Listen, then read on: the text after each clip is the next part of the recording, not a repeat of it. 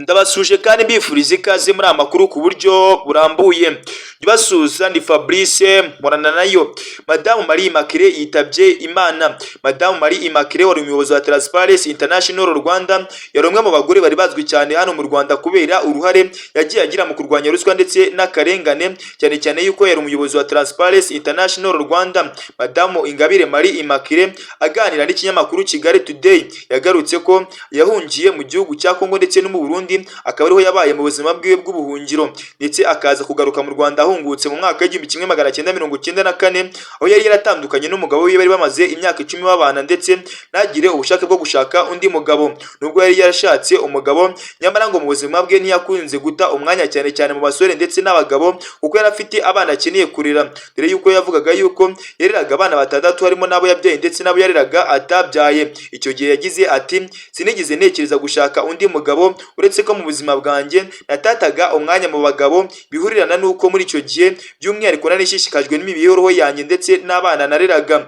Ingabire Marie Immaculée mu busanzwe yanga umugabo utizera umugore wiwe, uca inyuma mugenzi we kandi usesagura umutungo w'urugo. Icyo gihe yagize ati, ugasanga umugabo arashaka kureba kuri telefoni yawe kandi ari iyawe, cyangwa se agaca inyuma mugenzi wiwe, umutungo w'urugo akawusesagura. Tekereza niba anywera 2000 ku munsi, urumva ataba abatwaye angahe? Urumva atabacuze ba abandi bagenzi biwe? Ingabire yari afite ubuzima butangaje, nubwo yagaragaraga nk'umugore mwiza ndetse bigaragara yuko ashobora kuba yari mwiza birenzeho akiri umukobwa. Akaba yarakundaga gutera urwenya, avuga yuko atigeze ashyira amavuta na rimwe mu musatsi we ndetse ko atigeze adefiriza kuva yabaho, nubwo byongera ubwiza bw'abagore bagasa neza. Yigize kugira ati, nari ifite ukuntu by'umwihariko nifitemo imico nk'iy'abagabo, niba mbyutse mu gitondo ngiye muri douche kandi by'umwihariko ndafungura amazi ahere mu mutwe agire ku birenge, by'umwihariko sinari kwibuka kujya gushaka akantu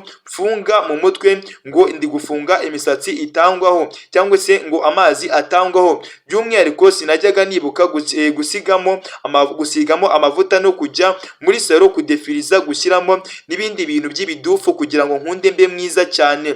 Ibi byose ntago Madamu Marie Immaculée yitabye Imana yigeze abikora mu buzima bwiwe. Marie Immaculée Ingabire yakundaga gukora cyane ndetse akazi by'umwihariko agaharira umwanya munini by'umwihariko akazi kiwe, ariko kandi ngo agakunda gusohokana n'inshuti ziwe, akareba imbyino gakondo, agakunda abantu batera urwenya ndetse n'abakundaga gusabana, ndetse abo yangaga umugore utagira ibanga, ndetse agakomeza kugenda amena amabanga y'urugo ndetse agakomeza kugenda abeshya, ndetse yavugaga ko ijwi ryiwe byabaga rimeze nk'iry'abagabo. Ingabire yavugaga yuko na mama wiwe ariko yavugaga, akemeza yuko by'umwihariko ari ibintu byamushimishaga kumva avuga nk'abagabo, cyane cyane yuko yavugaga yuko imico yiwe y'ubundi yabaga iteye nk'abagabo. Ingabire yakundaga guhanura abakiri batoya kumenya gucunga ubuzima bwabo, cyane cyane abakobwa bagomba kwimenya ndetse bakita no ku myambarire yabo. Gusa uyu muntu wakoraga ibi byiza byose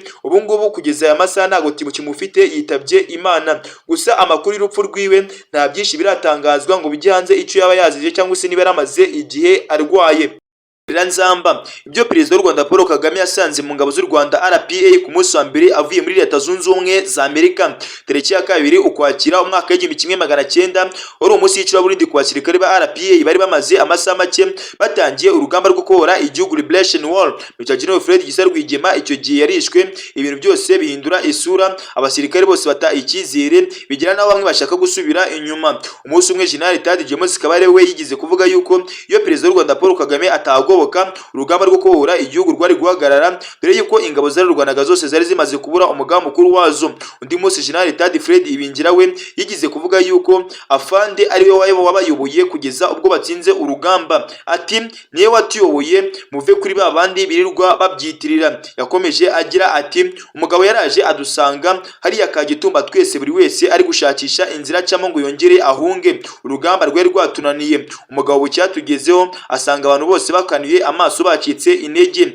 Ibihe General Tad James Kabarebe na General Tad Fred Bingira bavuga, Perezida w'u Rwanda Paul Kagame ubwe nawe yabigarutseho avuga yuko yasanze abasirikare bamerewe nabi, bishobora kuba ari nabyo bintu yabonye mu buzima bwiwe bibi, ndetse na jenoside yakorewe abatutsi umwaka w'1994. Mu gitabo A Thousand Hills cyanditswe na Stefano Kinsa avugamo ubwo Kagame yagiraga ku rugamba rwo kubohora igihugu yashenguwe n'ibyo yahabonye. Mu ruhererekane rw'ibiganiro uyu mwanditsi yagiranye na Perezida w'u Rwanda Paul Kagame mu mwaka wa 2006 na 2007 yamubwiye yuko byari byazambye cyane, bishoboka yuko ari nayo ishusho mbi y'ingenzi yigize kubona mu buzima bwiwe. Iyo ndetse ya jenoside iyo ngiyo ndetse n'iya jenoside yakorewe abatutsi umwaka w'1994 n'ibindi bintu byose byahise bishyira ikimenyetso mu buzima bwiwe. Mu mitekerereze yiwe ibintu bishobora kuba byarahinduye ubuzima bwiwe iteka ryose. Uwo nta wundi mvuga ni Perezida w'u Rwanda Paul Kagame. Ibyo bintu byose bibiri ntibijya bimuva mu mutima, bimubamo cyane cyane yuko ari amateka mabi yahuye nayo.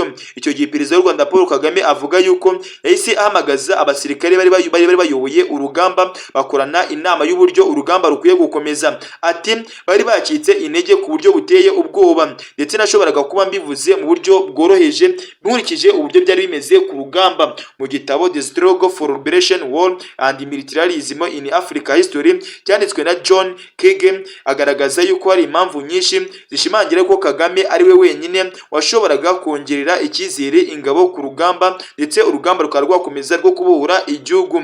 Si ibyo gusa kuko kuba yarakoze muri urwo rwego rw'ubutasi mu ngabo za Uganda byamuhishaga ububasha budasanzwe bwo kubona amakuru atabonwa n'abandi, kandi icyo gihe cyari ikintu cy'ingenzi mu rugendo rwari rwatangijwe na FPR Inkotanyi hamwe n'ingabo za RPA Army Patriotique Rwandaise. No mu gisirikare cya Uganda bakuriraga ingofero Kagame, uretse kuba abo muri RPA bari bamuzi nk'umuntu utajya wihishira mu kurwana ndetse no kutata, bari bazi urwego rw'iwe n'ubumenyi yari afite mu kazi kiwe. Lieutenant General Richard Kayisari yigize kuvuga ko bari bamuzi mu gisirikare cya NRA n'ibikorwa byamuranze ku rugamba, ku buryo hari ibibazo byinshi by'umwihariko byahagararaga wewe akaza akabishakira umuti akabikemura. Ati no mu gisirikare cya NRA barabivugaga ko Perezida w'u Rwanda Paul Kagame aho yagiraga ibibazo byose byahitaga bikemuka. Kuva muri Leta Zunze Ubumwe za Amerika kwa Perezida w'u Rwanda Paul Kagame byatanze impinduka mu rugamba rwo kubohora igihugu, uko ari bwo buryo by'umwihariko bw'imyitwarire bwahise bihinduka, ingabo z'u Rwanda zigatsinda urugamba. Ingabo zikiva kurwana mu buryo buzwi nka conventional welfare zijya mu bizwi nka guerrilla na mobile welfare. Kabarebe yigize kubivugaho neza agira ati mbere twararwanaga mu buryo bwa conventional, twararwanaga nk'ibyihebe. Ingabo za Habyarimana by'umwihariko zajyaga ku misozi kugira ngo zibashe kuturasa, ndetse izihanura indege zikadutega za machine gun, ibifura ndetse n'indege hejuru, twebwe tukagenda by'umwihariko n'utubunda twacu dutoya twareze agatuza mpaka tukagera kuri izo mbunda.